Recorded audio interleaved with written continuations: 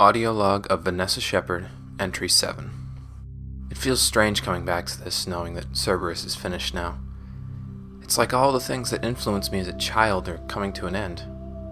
I might finally be able to move on from all of this, so I guess I should just purge the rest of my thoughts now to make peace with them, shouldn't I? Alright. After the incident at the cargo bay, I asked to be taken out of my big kid role. I just felt numb when I was teaching the urchins now. There was no spark, so I didn't want to do it. To fill the gaps, I started taking some more dangerous jobs that the Reds had to offer. Anything to take my mind off the incident, you know. On more than one occasion, I knew that an assignment was too much for me to handle, but I took it anyway. I had kind of stopped caring whether I lived or died, honestly. Those couple of years, they aren't a time that I remember fondly. The worst part of it all had to be the seizures. My biotics were incredibly dangerous to me now, though I didn't find out why until later on. Suffice to say, if I used my amp too much, an attack was pretty much inevitable. And since the jobs I was doing were so dangerous, let's just say I spent more than one night unconscious in a hiding place rather than safe in the Reds HQ. When I finally did make it home from an assignment, it took increasingly larger doses of red sand to keep the seizures under control. At the same time, the Reds were having problems of their own. Ever since the Alliance had let us off the hook, a rift had formed in the organization between the founders and some of their most experienced trainees. The founders did their business as usual, quietly and tactfully, so they didn't attract any attention.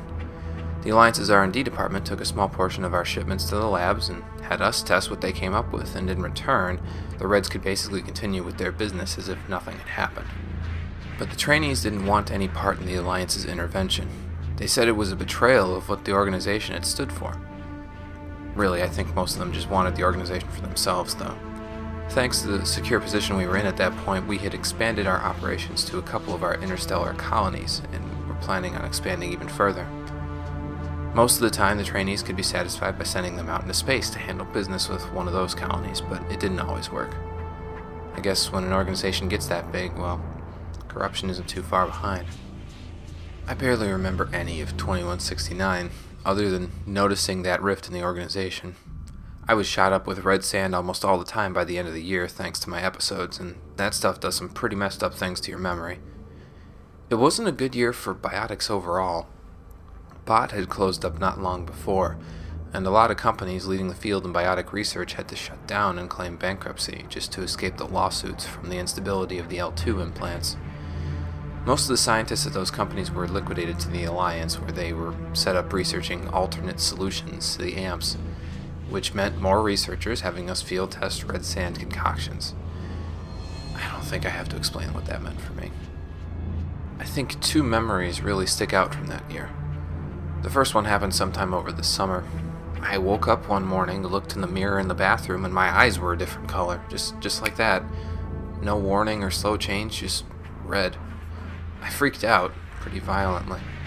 Another side effect of the drug, violent mood swings. Teeth discoloration too, though I barely noticed that. And as with all addictions, missing my daily dose was painful, beyond belief. Those days, I wished for death. Prayed for it. I think anybody would have in that situation. But death never came. The other one wasn't really a direct memory, but it had enough influence to be burned into my mind forever. Towards the end of the year, the Alliance cut their ties with our organization. No explanation, nothing, just cut the cord. They had their own ways of getting red sand, since the Mars archives were practically theirs anyway, but they trusted us with their products that weren't available anywhere else. The Reds had capitalized on that for a few years, but now it was over. They even arrested a few of the trainees to show that they were serious. It was a huge blow to the Reds.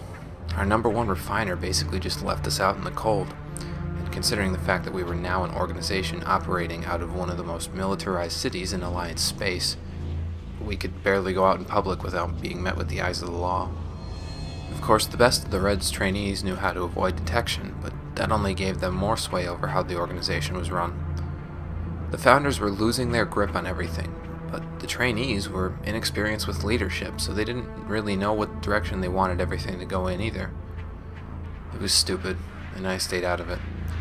It didn't matter who was giving me orders. I just followed them, and watched the organization fall apart from the sidelines.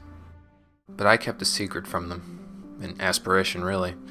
By this point, the L3 amps had been given a limited release to the public, and they seemed to perform much more reliably than the L2s did, with no ill side effects.